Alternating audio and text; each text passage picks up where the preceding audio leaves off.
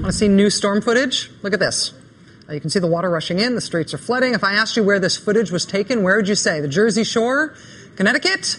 No, actually, this is Cleveland, Ohio, 500 miles from the Atlantic coast. This was shot yesterday. Sandy knocked out power for 250,000 people in and around Cleveland for 3 days at least. Sandy's having a very real local impact on Ohio residents' lives.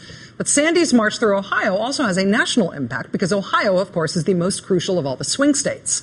Ohio, for example, is big on early voting. They camp out for it there.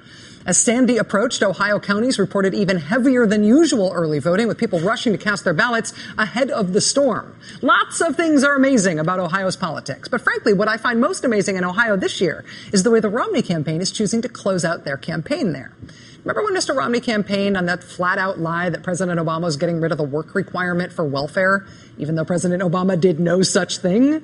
Well, now Mr. Romney is back with a new ad in Ohio with that same old lie about welfare. They brought it back for the end of the campaign. Romney campaign sent Senator Norm Coleman from Minnesota to Ohio to tell voters there that Mitt Romney had no intention of overturning Roe versus Wade.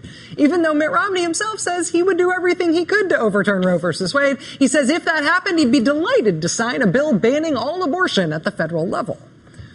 Then last week in Ohio, Mr. Romney made a mistake, an out-and-out gaffe. I saw a story today that one of the great manufacturers in this state, Jeep, now owned by the Italians, is thinking of moving all production to China. Not true. Totally false. Jeep is not doing that. The day Mitt Romney told that made-up horror story to Ohio voters, Chrysler had already announced that actually they were expanding in Ohio and in Michigan. They weren't pulling out.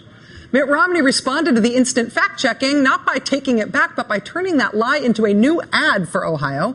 And then he bought extra airtime for it in Toledo, where Ohio workers make Jeeps, and where being told falsely that your job's being shipped to China might be personally terrifying news. Chrysler tried again to set Mr. Romney straight on this, saying, quote, Jeep production will not be moved from the United States to China.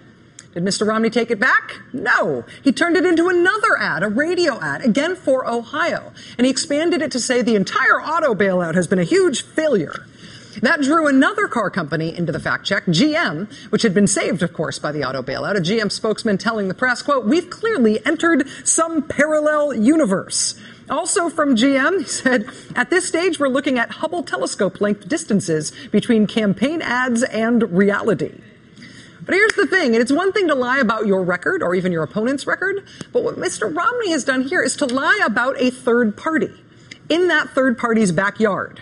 And you can tell that Mr. Romney's Ohio lie about Jeep is not going to work in Ohio, in part because Ohio voters follow the car industry like it's the local football team. I mean, the Romney campaign's running these ads in Youngstown, for example. Take a look at the Youngstown Vindicator, the kind of reporting they were doing back in July on a local plant. Quote, I think part of this relates to our focus on quality and making sure parts are right so we don't pass problems further up the line, said somebody's cousin. Here's the Youngstown paper in August on a plant expanding. Quote, good news would be welcomed at the plant where recent months have seen rumors of production cuts and whether the plant's third shift was in peril. Call Aunt Nellie and tell her we're going to be fine. I mean, when GM workers get transferred away or welcomed back, it's hometown news in Ohio. It's your sister-in-law. It's your dad. This is you, right? Look at this from the Toledo Blade. The most read business stories today in the Blade. In this town where Mitt Romney's running his made-up story about Chrysler and Jeeps. Number one, Marchione refutes Romney's statement.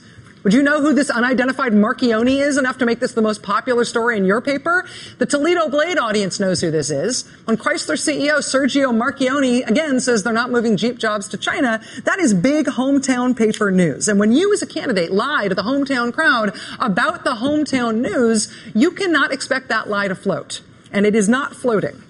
The Columbus Dispatch fact check says, quote, oh boy.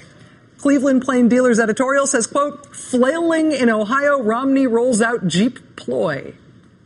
Say what you want about Mr. Romney's overall relationship with the truth throughout this campaign. Say he's prone to gaffes or misstatements, call them fibs, call them lies. Now that he is finishing his campaign in Ohio with a lie about Ohio that Ohio knows is a lie, you can just call this one a mistake. Now it's time for the last word with Lawrence O'Donnell. Have a great night.